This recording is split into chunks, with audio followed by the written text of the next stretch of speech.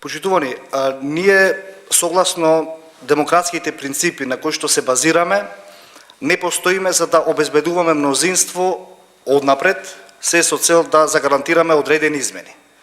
Ние, пратениците во Собранието на Република Македонија, сме исправени пред една од најголемите историски одлуки кои што Република Македонија ги има откако е самостојна. А патоказот ни го дадоа граѓаните. Граѓаните на 30 септември јасно кажа и ни порачаа дека сакаат Република Македонија да ја видат во НАТО и Европската унија, прифаќајќи го договорот потпишан со Република Грција. Оттаму јас верувам, убеден сум дека мнозинството пратеници, 80 од нив минимум, како што вие кажувате, и оние од СРСМ, и оние од ВМРО-ДПМН, и сите оние кои што потекнуваат од другите политички партии, се на линија на обврската и одговорноста и дека во клучниот момент, кога овие предлог измени ќе бидат на пленарната седница, ќе гласаат за неопходните измени, се со цел на идните генерации да им обезбедиме иднина во НАТО и Европската унија. Повелете.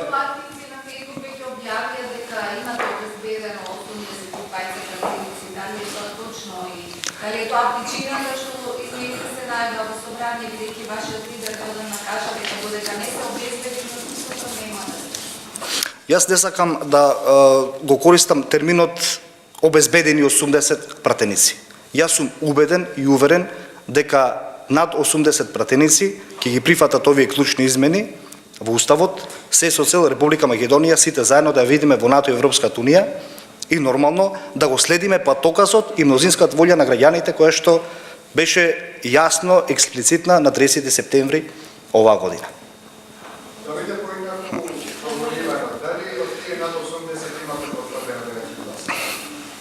А повторно одиме со истата терминологија.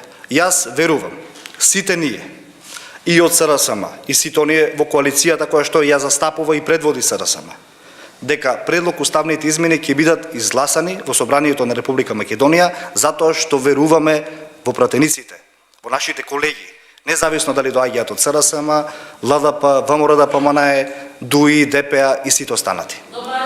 Ние сме повеќе од убедени дека пратениците се на ниво на нивната обврска, дека ја прифаќаат оваа историска одговорност и дека ќе гласат за уставните измени, но пред се ќе гласаат за Република Македонија да ја видат во НАТО и Европската унија, онаму каде што веќе и вредносно и цивилизацијски припаѓаме.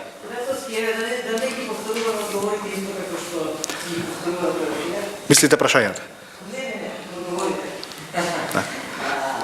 Има закани према пратениците од ВМРО-ДПМН.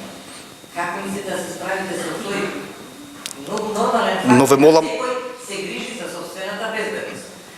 Како пратениците ќе ги убедите да се справат, апелирате да човечки е да се плаши за својата безбедност. Апсолутно. На начин да се заштитат тие луѓе. Бидејќи имаме и јавни декларации дека нема да стасаат до граница. апсолутно. Битно е тука да се истакне, да се потенцира од каде доаѓаат тие закани кон одредени пратеници.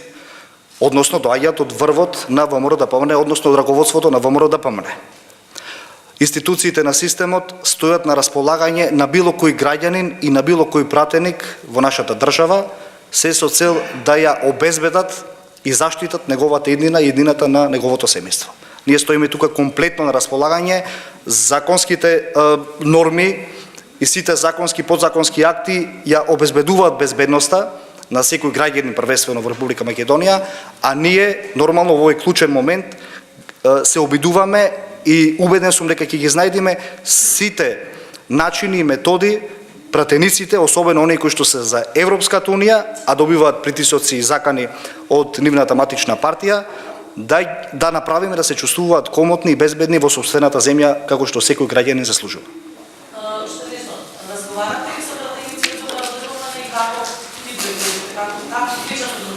Ако ме прашувате мене лично, јас постојано и секојдневно, бидејќи сум и тука присутен како пратеник, разговарам со пратениците од ВМРО-ДПМН и пријатно сум изненаден колку истите стојат на линија на ова историска обврска и одговорност и се за клучните измени во Уставот на Република Македонија се со цел нивната држава, нашата Република Македонија, да ја видат во НАТО и Европската Унија, со што ќе обезбедат и на нивните деца, и на нашите деца, и на децата на сите наши граѓани во Република Македонија, и на самите граѓани, безбедна, стабилна и перспективна иднина.